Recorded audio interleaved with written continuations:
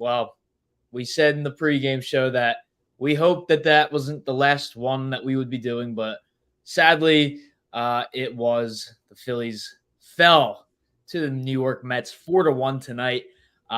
Just never felt like the Phillies had any momentum. They were up 1-0, but even then, it still to me felt like the team was losing. The body language was dead, and I think that when they could have capitalized in the sixth inning, I think Rob Thompson completely butchered it by leaving in Jeff Hoffman. I think he left him in way too long, and bringing in Carlos Estevez was a pretty awful decision in hindsight and at the time. But I want to, before, because I know I'm going to rant at some point, but I want to, Luke, whoever wants to go first. Thoughts on tonight's game? I'm going to jump in. I don't care if I steal what Owen has to say, because I just need to say this. And I think Tyler is going to be in full agreement with me. I'm sure Owen is too. But when you say that your entire pitching staff is a full arsenal going into this game, and you put guys out there that are going to give up walks, give up a grand slam to Lindor for the only hit that allowed runs this entire game, I don't know what is going through your head that says, all right, who cares if it's the end of our season? Because quite frankly, I would have loved to see, I was texting with Owen during the game, and I said, why do we not have Wheeler out there? And he goes, it's too late in the game. And I say, there's no too late if you don't have another game to play. And so whether it was Wheeler out there, whether it was Sanchez out there, I don't care if they can only throw an inning. I don't care if they throw 3 innings. I don't care what they do. But you need to get out of those jams. If you have bases loaded, who do you want to pitch? You want the guy to pitch that gave up 0 runs. You want a guy to pitch that you know throws a solid ball. And so to see Estevez out there, to see, I don't know, Kerkering I don't think was a good call. But I mean, at this point, Hoffman wasn't a good call either. So that's the problem. There wasn't a good call to go to in the bullpen. And that's the biggest struggle here. When you have a bullpen that you trust throughout the regular season, when you have a bullpen that you have gone to consistently throughout this season, and they have performed, they have produced for you, to just do this in the playoffs is atrocious. And offense is a whole different piece, but I'm just, yeah. Yeah. What you said about there being no good options, that, yeah, you look back, like you probably should have gone to Sanchez instead of Hoffman. You maybe shouldn't have put Estevez in, even though I still think he's the guy you went and got at the trade deadline. He's been your closer in the second half. I don't have a problem going to him there. It was too late. Once the bases were loaded, the damage had pretty much been done. It's just the grand slam is worse than a single or a double. But you put Estevez in a terrible situation. So I don't really blame him that much. That was on Hoffman, throwing 2 crazy wild pitches, walking everybody. Put Estevez in an impossible spot. The bullpen just, I don't even put that much of it on Topper. Like, there's definitely things he could have done differently with the lineup, with the pitching, but I'll give him credit. He tried so many things.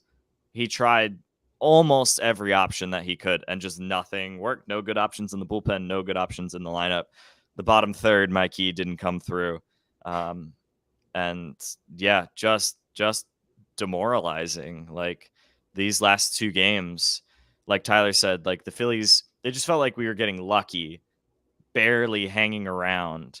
Like they didn't even really do that much to like assert themselves in this game. It was just like the Mets letting them hang around. The Phillies didn't actually force anything. It was just like, oh, the Mets are helping us out. They're letting us stick around, and the Phillies did nothing with it. And just an awful 2 games to end the season. I mean, quickly, let me jump to Rockin' real quickly. Kudos to Lindor. Yes. Yeah. I mean, what an absolute shot by him. I think that's, as a Phillies fan, it's hard to say that because that's ultimately what knocked us out here. But I mean, you got to recognize it. Like, that's what you love to see out of the star of your team. As a Phillies fan, we've seen that from Bryce Harper in the past, whether that's Bedlam at the bank or just any of the other big moments he's had. But I mean, that's got to be great for Lindor and for those Mets fans. So kudos to Lindor for, stepping up there in the moment and taking care of it for the Mets. Yeah, I mean, that's got to be a good feeling. And then for him to run around the bases and not, I don't know, maybe running around the bases, not bat flipping was a celebration on its own, but he didn't seem to rub it in anybody's faces. So, yeah, got to give him credit for that.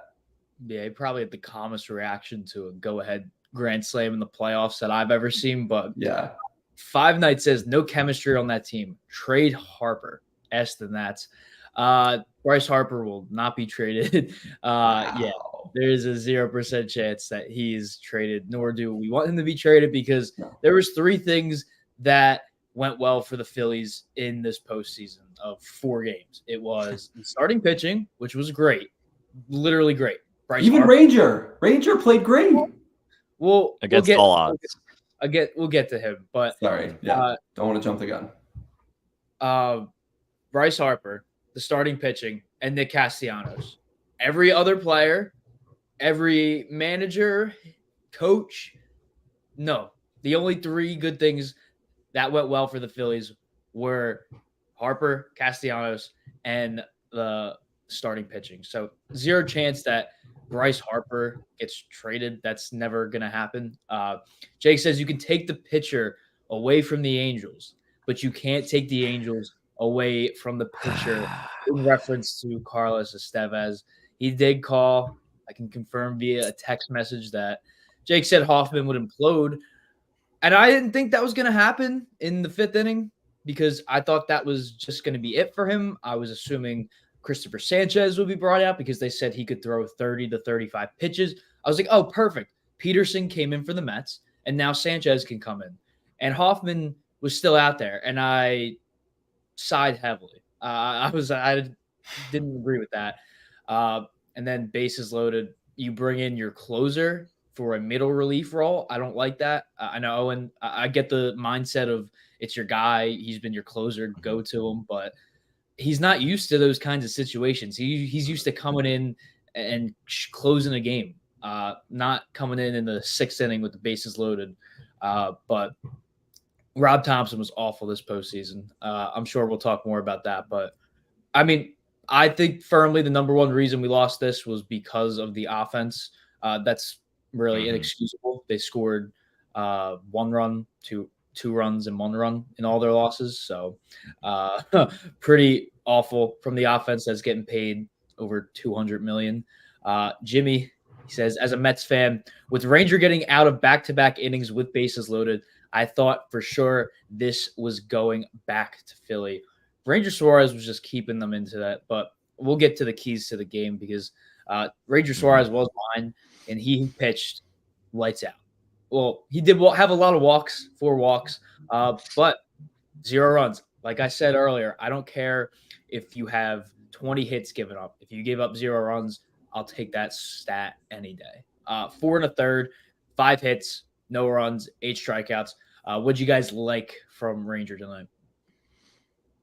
I liked everything except for the walks early on. Like, the guts from Ranger Suarez were just incredible to watch. It was really a love-hate experience because he was stressing us out so much early on, but then he really did get it under control those last 3+ innings. It was really impressive. Yeah, so impressed with Ranger Suarez, how calm he was the whole time. If the Phillies had won this, he'd be getting so much praise of like, wow, what a gutsy outing by Ranger Suarez. And it still was. The rest of the team just let him down. He did everything that he could. It certainly wasn't the most efficient thing we've ever seen, but he absolutely battled. And that's really all Philadelphians want to see these guys battle. And he was one of the few guys who it felt like actually succeeded at doing that. Yeah, I mean, I was terrified to see Rangers starting this game. The way he's performed towards the end of this season, And then for him to come out and do this, you can't ask anything more from the guy. From a guy who's been lights out in playoff appearances before, had an incredible start to the season, but then for the way he finished the season, to ask him to come out and throw in a high-stakes situation like this one, you expect the guy to be terrified. You expect him to not, you expect him to stay what he was towards the end of the season, if not be worse. But then for him to come out and throw this amazing of a game in such a high stakes situation, and then for the bullpen and the offense to just not capitalize on that amazing performance by him, it's disappointing to say the least. And thank you to Ranger for doing your job. I mean, the way baseball is such a team sport, and you can ask each and every single person to do their job, but if only one of them gets it done, it's never gonna be a complete game. And so, kudos to Ranger, threw an absolute amazing game for what we asked of him, and then it just fell apart from there. He, like you guys said, there's nothing more you could have asked him to do. Same thing with Christopher Sanchez. Same thing with Aaron Nola. Nola kind of struggled a little bit. It's crazy to think that Aaron Nola was the worst starting pitcher out of these 4 starts, and he had a solid start. And you only win one of those games. But Ranger, I was a big critic of him going out there tonight. I still think it should have been Zach Wheeler. I don't know why Ranger pitched phenomenal. I'm not taking anything away from him, but why did he not come out of the bullpen? That's my one question. You knew your plan was to have him go 3 innings. And why are you relying on your bullpen at that point for 5, 6 innings if you know this guy is not going to go more than probably 5?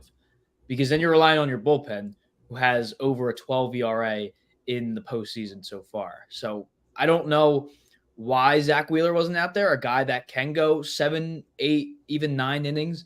I think Suarez should have been a bullpen option for the next for this game. I think he should have looked at it yesterday too. But I'm very, very confused as to why Rangers started in the first place, B, why it wasn't Zach Wheeler, and C, why Christopher Sanchez did not come out in the top of the 6th inning if he was available, if Rob Thompson really meant what he said in the pregame where he said everybody's available. But Ranger Suarez, hats off to you, tip my cap. You were phenomenal tonight. You looked like the Ranger Suarez we all know. And it's a good sign for him next year. He had probably the best season of his career so far, transformed into a pitcher that can go in late innings.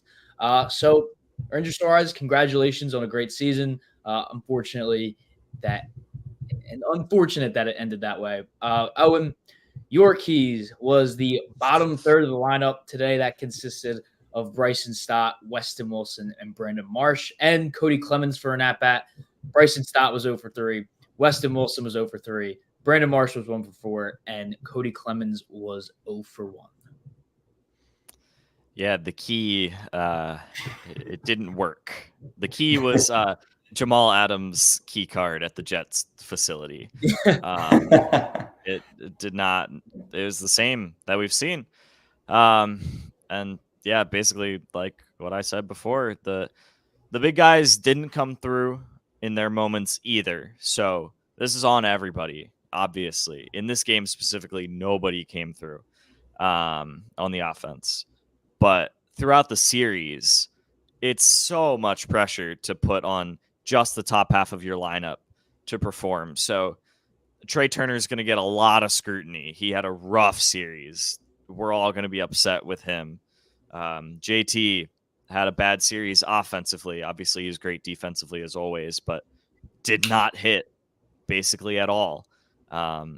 So like those top guys are going to get a lot of hate, but they did mostly what they could, and they got nothing from the second half of the lineup. So yeah, again, like we don't want to get too much into off-season talk. That's those championship teams like the Mets right now, they get contributions from everybody. championship teams, you got to be able to count on everybody. And it did feel like the Phillies were complete in the regular season. And then all of a sudden in the playoffs, you could not count on everybody. You could barely count on anyone except for Harper and Castellanos. So I don't even know where you go from here, because I still think that this is a solid roster, and I still like the Phillies role players. They just didn't come through in this series once. Yeah, it's such a hard place to be in because, like you said, Owen, these guys, these role players that we see on this team, they're fun to watch in the regular season. They perform in the regular season. It's just these last 3 playoff years, whether it's the World Series against the Astros, that series, or whether it's the NLD or NLCS last year versus the Diamondbacks, or the NLDS this year versus the Mets. It's it seems like we're climbing back every year, which is unfortunate. But the way that you have these guys hitting all year long, and then you get to these big scenarios and they don't hit, it makes you question, like, I mean, it's hard to say it makes you question if they're legit, because they seem like they're legit for 162 games. And then they come into these big high stakes scenarios and maybe 2 of them hit if you get lucky, but it's just a hard situation to be in. It's hard to make those calls.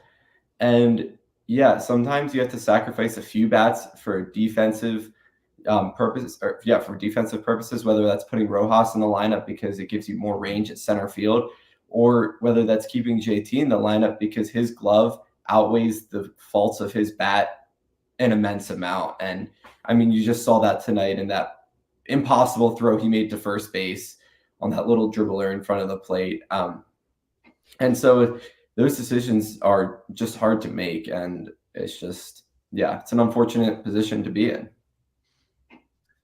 We're going to get in the off-season talk maybe a little bit at the end, but we'll do a whole video on that. We're not going to touch on that right now because Larry wants to know, what are we going to do in the off-season? Well, don't worry about that. We'll get into it maybe when we're in a better mental state. Yeah, and then we can actually think clearly. Our heads aren't all over the place. But Stevie says, when Rangers settled down in the last 3 innings, do you think Rob should have left him in? Luke, thoughts on if Rob should have left him in? Again, it's one of those things that's a hard call to make. When you say to a guy, hey, this is how long you're going, and he gets to that point, you almost got to be like, all right, you did your piece, you did your job. Now it's time to put the trust in the rest of your team and the rest of your bullpen. But with the way we've seen the bullpen perform over these last couple of games, I would have almost said, yeah, you got to let Ranger try and get a couple more, but then put him on a short leash. He gives up a walk or 2, he's out. He gives up a few hits, he's out. And so I almost would have liked to see Ranger stay in a little bit longer, because he settled down there after a little while. And you heard Owen say it yesterday. It seems like after the Phillies pitchers have seen the lineup 1 or 2 times through, they tend to settle in a lot more.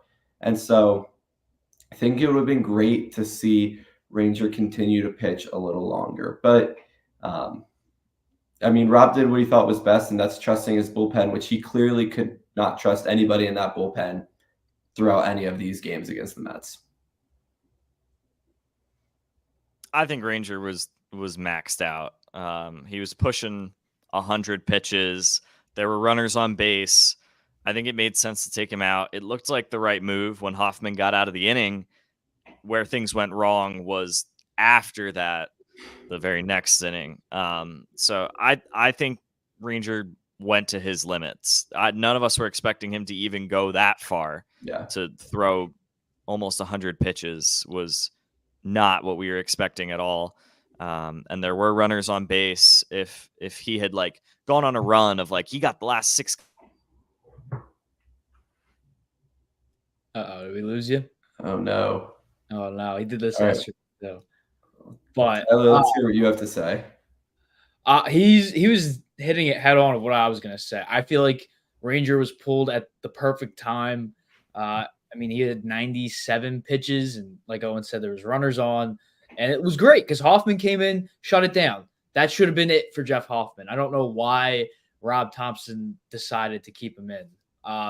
Like I said, it should have been Sanchez, but I feel like Ranger, he came out at the perfect time. Rob did a good job with that. Trevor is saying, how can you say the bottom third only have one hit when the whole team has 4? Because we're doing our keys to the game, and Owen, who is just lagged out, I'm sure he'll be back in a minute or two.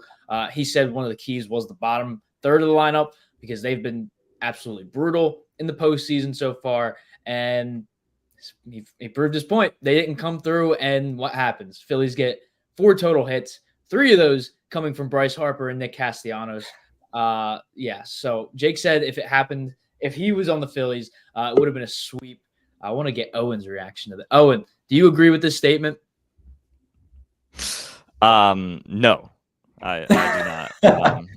I don't think that Jake would have. Jake on the field, I don't think would have been helpful. Maybe if Jake were in the Phillies front office analytics department, they could do better because he nailed it with his analysis of this game. He had 4-2 Mets, almost nailed that. I believe he hit on his parlay. He said Ranger was going to be really good. He was pretty spot on with this game. The Cy Young of our kickball team. But yes. Sancho says our jerseys are hideous. Oh. I feel like these are the best uniforms in baseball. I don't know. I was going to say, powder blues are my favorite. I like the maroon too with the white stripe. There's not a better jersey. They're one of the best retro jerseys. I know the car. Everybody is powder blue because that used to be the away jersey. Everybody used to. I get so annoyed. People say, like, I think the general consensus is that the Cardinals powder blues are the best throwback jerseys, and I disagree. I think the maroon that's powder blue is better than the red. Yeah, agreed. He says we're delusional. I guess we are. But I feel like that's a consensus. Let us have something. Let us have our powder blue jerseys after we lost. I like the color scheme as like an alternate. Yeah, far better than the City Connect. That's blue, dark blue, and yellow. I agree, Trevor. Any uniform in any sport with powder blue is incredible. That's right. You gotta love the powder blue. Titans Oilers throwbacks also amazing. Those are fire. Yes. Maybe we'll do a video ranking every jersey throughout maybe sports if they have something like that. But Luke, yours was take it back to the bank. Unfortunately, Phillies will not be playing at Citizens Bank Park until April. Thoughts? I mean, there's not much to say on it. The key was to win. It's ultimately what this means is to win and take it home where you probably have a much better shot of winning the series if you're playing in the bank. And they couldn't do that. And so, there's not much to say on this. Now, what was I gonna? I think I just lost my train of thought. I don't know what I was gonna say. Is it time to start having a discussion of teams not getting a first round bye? Because you look at the last 2 seasons, Braves missed out on both times. The Dodgers, they're on the verge of losing again. So in the 3 years that the 6th seed has been put in effect, 0 first or second seeds have made it to the championship series. It's looking like it's going to be Padres versus Mets. So what are your guys' thoughts on potentially tanking to not get a bye? Yeah. Absolutely. Yeah. It seems like it so far with no one advancing. It seems like it's just a momentum based thing. It's super risky to not get the bye because you have to win that wild card series. So like if you lose that, then it obviously did not pay off. But if you advance past the wild card round, it seems like you do have a very good chance of continuing your run. So high risk, high reward, I guess. I'm all for letting the Braves just win the division next year. Yeah, I think it's almost better in baseball to not get that first round bye. I mean, you compare it to a sport like football where that first round bye is so crucial because the way that they're playing that game, they need the rest. I mean, especially if you got guys on the verge of injury, coming back from injury, that week of rest is so crucial. But when you play a sport like baseball, where I said this yesterday and I stand by this. I feel like it is a full momentum based thing, whether coming into the playoffs, going through the playoffs, coming out of the regular season. It's all these teams clearly are very good, talented teams in the playoffs, and you've seen that in all the DS series around the league, being tied 1-1 after all of their game twos, and then close games, whether it's LA and San Diego or Kansas City and New York. Like, it just comes down to momentum at that point, and which team is hotter, which bats are moving. And so I think that first round bye almost hurts you a little bit.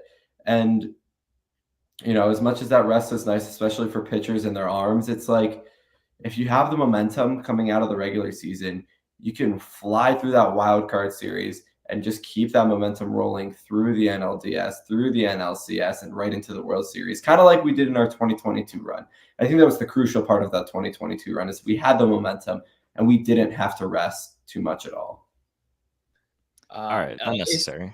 If memory serves us right, every even year the number 1 seed wins. But we're talking about nationally. We're not talking about American. American League's completely different. But Jeanette, the Mets were the better team. I will give them that. The Phillies, they didn't look like a playoff team, minus their starting pitching. Yeah, the Francisco Lindor having a resurgence.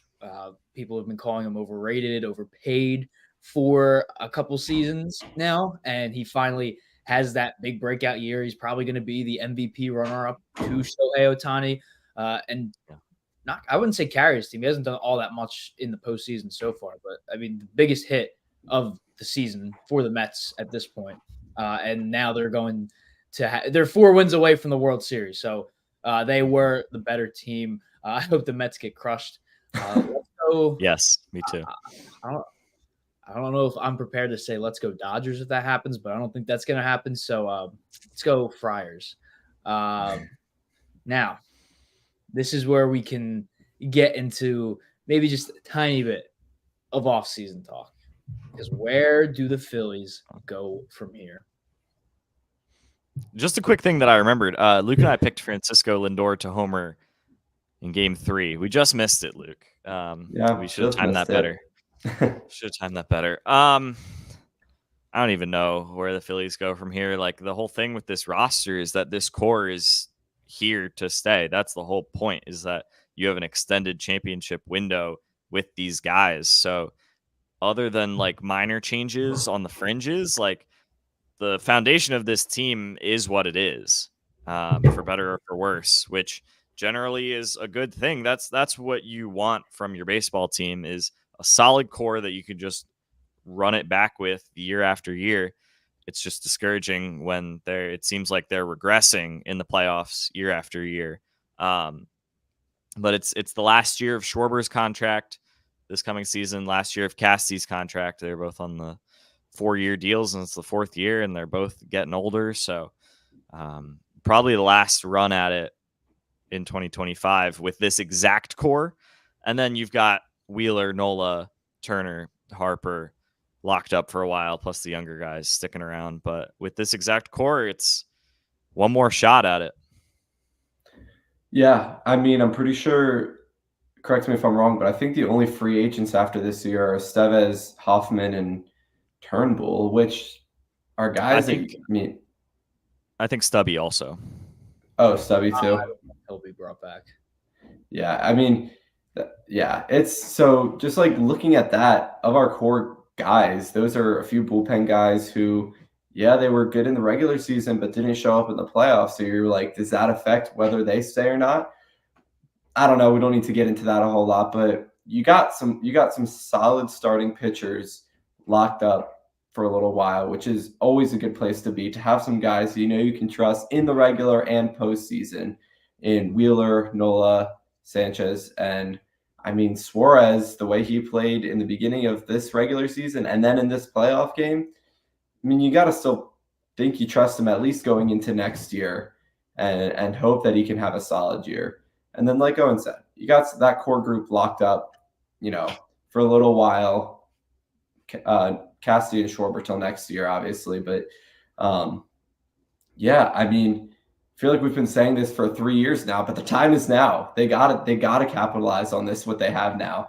They're paying a lot of money for it. You can't be in a situation where you say, oh, we got to tank and rebuild when you're paying Harper and Turner and the guys like that. That's not a tank and rebuild kind of team that you have there. This is a team where you have to give it everything you got right now, because in 7 or 8 years, when all these guys are gone, that's when you have to probably rebuild, because I mean, it's impossible to tell what the Phillies will look like in 5-7 years from now. So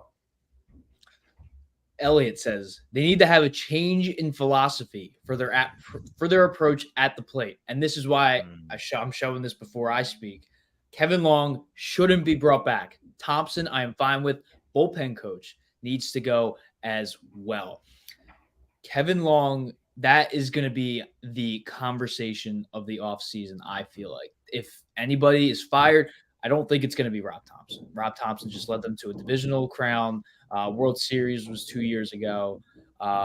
He hasn't done great in the postseason with the bullpen management specifically for the Phillies, but Kevin Long, the approach that these guys have going to the plate, they strike out too much. They reach too often. And how much of that can you blame on the hitting coach? And I know the main thing people are going to say, go out and get Juan Soto, because I'm sure that's going to be the main thing. People are going to want Juan Soto. Do you really want to pay someone $500 million? Is one guy really going to – I mean, he completely changed the culture in New York this year. And, I mean, they're in a tight divisional round matchup right now against the Royals. But I don't know if I would be opposed if Kevin Long stayed or go. I think if he stays, yeah, fine, whatever, one last dance, because I think Rob Thompson's contract is over at the end of next season. Same thing with Schwarber and Turner, but I don't think they make any significant changes. I think Mary Jo says Hoffman needs to go. I don't think he should go. He was probably our best reliever in the regular season. I just think the number one thing the Phillies need is a closer. And I know we brought in Estevez at the trade deadline, but to me, he just wasn't like a dominant lockdown guy. And that's what the Phillies have been lacking with this core. If they had that last season, they would have won, but Craig Kimbrell was pitching like Craig Kimbrell and blew it. So I think Mason Miller is a very interesting name that the Phillies should 100% look at. Exactly where my head went. Get him. He's young. He's under team control. He's filthy, and he's in Oakland. So when have the A's made a good trade for them? Never. So let's go out and get Mason Miller. Oh, man. Gave you the benefit. Tony is not joining us tonight. He's taking the night off, recovering from that awful loss. I got my dad checking in. Shout out him with Abby in the profile picture. Changes are coming. I don't think it's going to be anything major. I mean, maybe slight chance if John Middleton did not like at all what he saw from Rob Thompson. But I can't see Rob Thompson being let go. I really can't. As bad as he was, you can't blame it all on him, because the bullpen itself was awful and the batters were not hitting. So I feel like it's Kevin Long more so than Rob Thompson. What do your guys think is the chances? Yeah, I don't want to see Rob go here. I mean, you can call it decision making, you can call it what you want, but if you really have a playoff or World Series caliber team, the manager is going to make some mistakes, but the team's going to capitalize anyway, and they're going to hit the ball. Rob Thompson leaving Hoffman in an extra half inning doesn't change the fact that we didn't hit the ball. There's no correlation between that. And so, yeah, maybe you can blame a few minor decisions on Rob Thompson and say, oh, I wish you would have done this. I wish you would have done that. But regardless, if these guys perform like they are paid to, and like that we've seen from them in the past, that we've seen them perform how they're supposed to, it shouldn't matter what Rob chooses, because Rob is he's a numbers guy. You see him make decisions based off the numbers that he sees from the regular season. And if they're not playing to that to the way they played in the regular season, it's hard to fault Rob for making the quote unquote logical decision in the moment.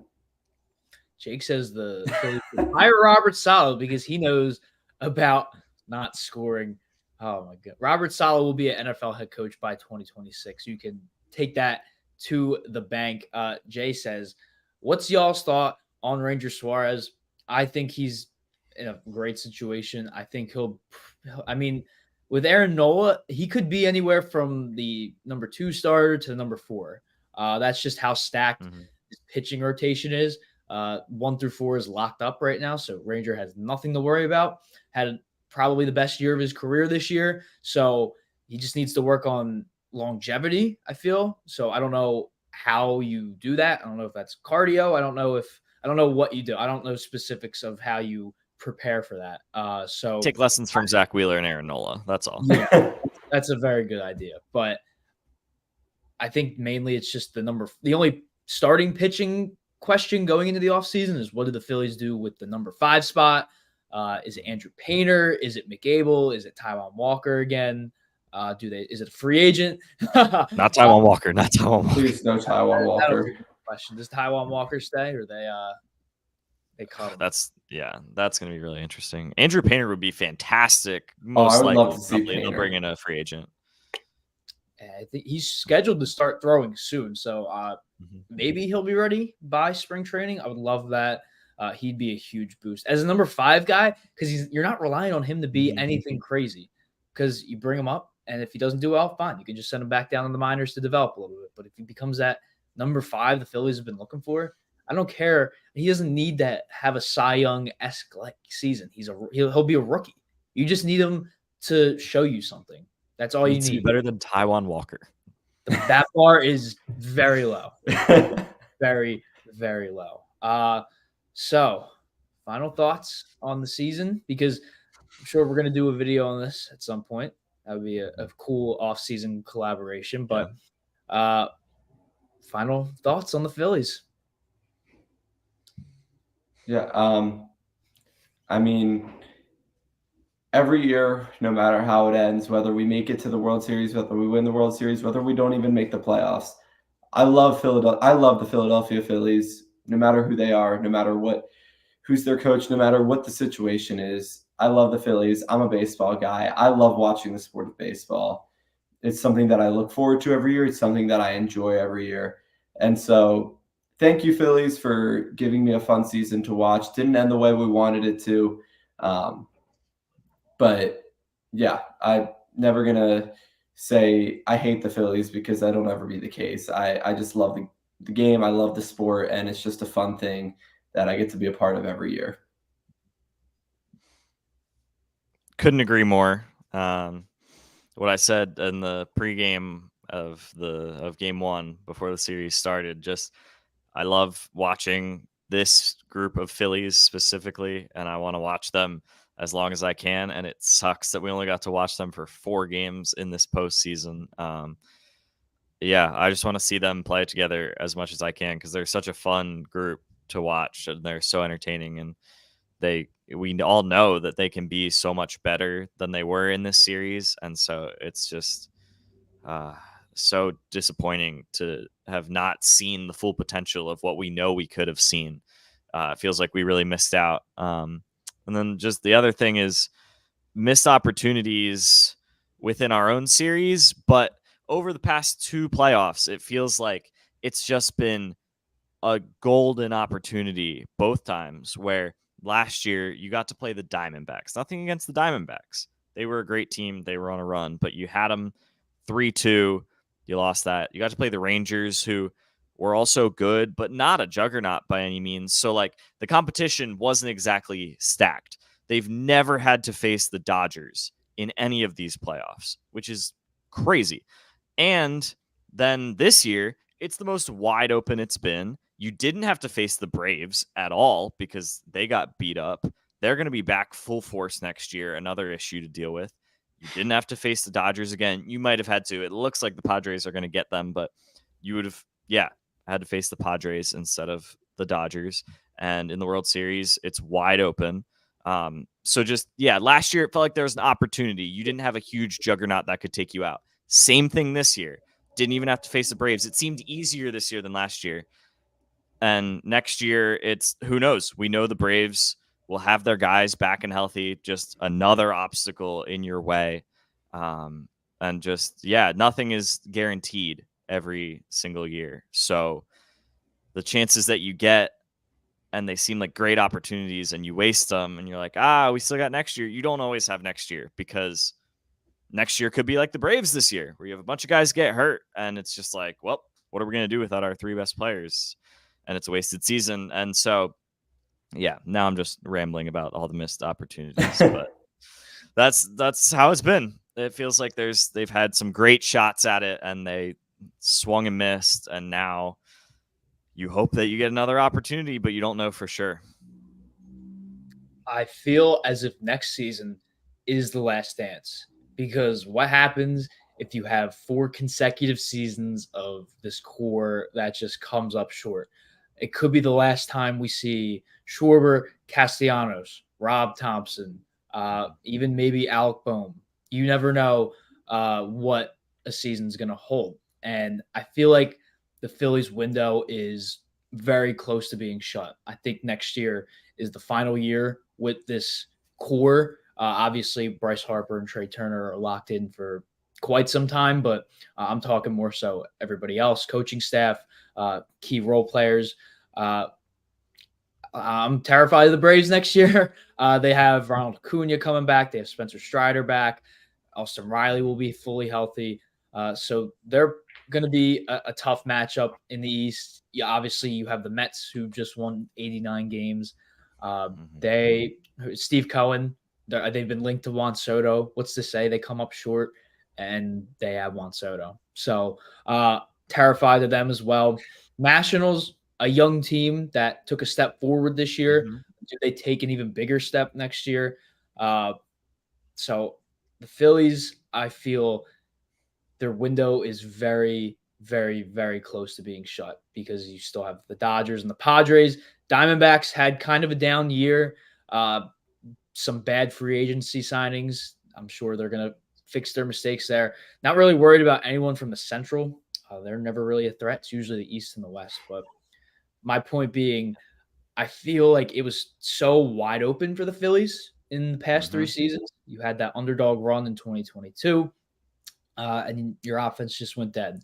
You had last year where you were facing the Diamondbacks. You had them up 2-1, and then you had them up 3-2, and you had to win 2 games in Philly, and your offense goes ice cold. Your closer that you always bring in gives up every run possible. And then this year, where just everything except for the starting pitching goes cold. So at what point do you say enough is enough? I think it's next year. I think you have one more chance to win, because that's the ultimate goal. I don't care how well you do in the regular season. You have to have greatness. You have to win in the postseason. You have to get the job done. That's why I say Nick Foles is the best Eagles quarterback of all time, because it's winning. He's the most important position on the field, and he's the only quarterback, starting quarterback at least, to win a Super Bowl with the Eagles. So I will stand by that. And so I don't care what happens in the regular season. It's all about the postseason and winning the championship. So I think next year is the last dance. And I think it very well should be. You make minor adjustments. Maybe you make one big splash with a reliever or 2 this offseason. But next year is going to be the last time we see this core. I promise you, if they don't win. Kind of a reverse from 08 through 2012. Won the World Series in 2008, lost it in 2009, lost in the championship series in 2010, lost in the divisional series in 2011. And then this year went down that exact same slope, except for not winning the World Series. So maybe we get to add that on at the end. But that's Philly sports. But I'm sure we're going to do a Phillies offseason video coming soon, hoping to do it with Philly all the time, or possibly Tony as well. Maybe we get Jake in here, get some American League fans, get some representation from there. But that's going to do it. Sucks that this only went 4 games. Really wish this went longer because I had a blast. Can't thank you guys enough again for coming on. It was so much fun. I like doing it by myself, but I don't know, something was missing. So I'm glad you guys got to come in here, and you guys are awesome. Love you guys. All Philly all the time. Make sure you're following them. They're terrific, and they're only getting better. So that's it. I started this in August for the pre and post game show, and on October 9th, it's done for the season. So hoping to be back next year. This is not the last time you'll see me on Heat Ratio Sports. I'm here. I'll be making videos, so make sure you're staying tuned for that. And yeah, that's it. Have a great night, everyone. Have a great off season. Phillies again ending their season tonight to the New York Mets.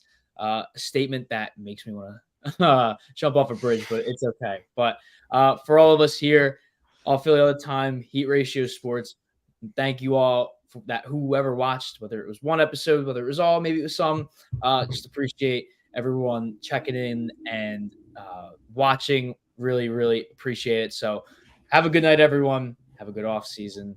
Stay safe, stay fresh. And for one last time, go Phillies.